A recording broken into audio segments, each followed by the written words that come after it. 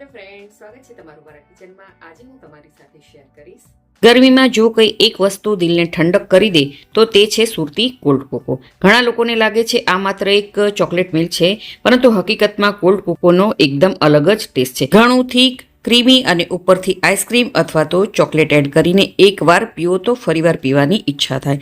બિલકુલ કાફે જેવો ટેસ્ટ સાથે અને માત્ર થોડી જ વસ્તુમાં આ કોલ્ડ કોકો તૈયાર થઈ જાય છે।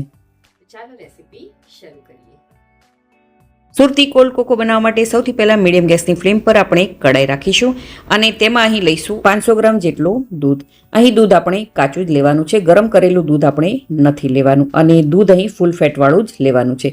હવે આપણે મીડિયમ ગેસની ફ્લેમ પર દૂધને સરસ એવું ગરમ કરી લઈએ। દૂધને આવી રીતે કન્ટિન્યુ હલાવતું જવાનું છે, નહીંતર કડાઈના તળિયે દૂધ ચોંટી જશે તો કોલ્ડ કોકોનો ટેસ્ટ છે તે સારો નહીં આવે।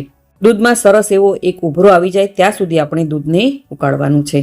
તો દૂધ જ્યાં સુધી ગરમ થાય છે ત્યાં સુધી આપણે એક સરસ એવી સ્લરી બનાવી લઈએ। તો તેના માટે મેં અહીં એક મિક્સિંગ બાઉલમાં 1 કપ જેટલું હુંફાળું દૂધ લીધું છે। અહીં દૂધ આપણે થોડું હુંફાળું જ લેવાનું છે। હવે તેમાં 2 મોટી ચમચી જેટલો કોકો પાવડર એડ કરીશું। અહીં મેં ગળપણવાળો કોકો પાવડર નથી લીધો। હવે તેની સાથે આપણે એડ કરીશું 2 મોટી ચમચી જેટલો કોર્નફ્લોર।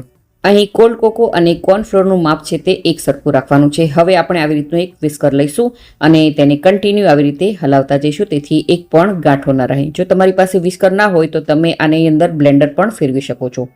અહીં મેં કોર્નફ્લોરનો ઉપયોગ કર્યો છે, એની જગ્યાએ તમે વેનીલા કસ્ટર્ડ પાવડરનો ઉપયોગ કરી શકો છો, પરંતુ હું આજે બજાર જેવો ટેસ્ટ આપું છું એટલે તેમાં મેં કોર્નફ્લોરનો ઉપયોગ કર્યો છે। તો તમે જોઈ શકો છો કે એકદમ લમ્સ ફ્રી આપણું આ મિશ્રણ તૈયાર થઈ ગયું છે। હવે આપણું દૂધ પણ સરસ મજાનું ગરમ થઈ ગયું છે। હવે ચમચાથી આવી રીતે દૂધને હલાવતું જવાનું છે અને ધીરે ધીરે કરી અને આપણે જે આ કોર્નફ્લોર અને કોકો પાવડરવાળું દૂધ તૈયાર કર્યું હતું તેને એડ કરતું જવાનું છે। થોડું થોડું દૂધ એડ કરતું જવાનું છે, એકસાથે બધું દૂધ એડ નથી કરવાનું, નહીંતર તેમાં એકદમથી ગાંઠો બની જશે।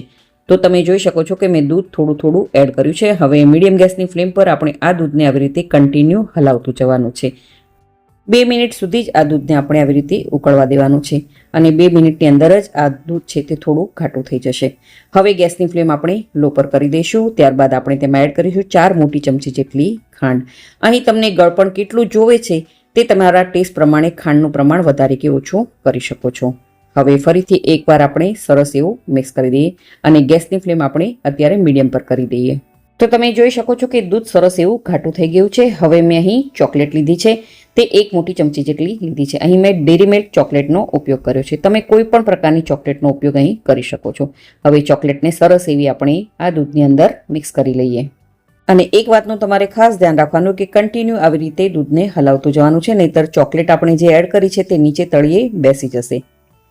હવે એક ઉભરો આવે ત્યાં સુધી આપણે દૂધને ઉકાળવાનું છે। તો તમે જોઈ શકો છો કે ચોકલેટ સરસ એવી આપણી દૂધની સાથે મેલ્ટ થઈ ગઈ છે। તો તમે જોઈ શકો છો કે દૂધ છે તે સરસ એવું ઘાટું થઈ ગયું છે।